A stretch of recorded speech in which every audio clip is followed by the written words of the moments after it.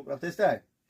دوستان عزیز ببینید جا کمون کلیچ کمون یا تو باشد در چیم مغازین حاجیان 300 دانه هر یک کدامش 1000 روبل.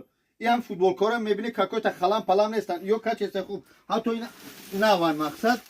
ببینید دوستان عزیز یک روز بعد عید قربان ما همیه میگذرونیم. خود اگر همین 300 تا میروه نمیروه ما میگذرونیم. همین بازی که رفته است بود ای فایده مغازین حاجیان از شخصانی که میخرن فوتبال کار تاستاکو چیکار میکنن نامش نوشته بشه نمبر تلفن و به خانه خدا سفربر کرده میشن یعنی که میگذرونیم ان شاء الله. خوب دوستان عزیز دیر نکنه همین چیزی که میخری 1000 روبل نون تبه نیست فراموش نکنه اینجا هست 3000 4000 بر نگو نون تبه نیست فقط 1000 روبل.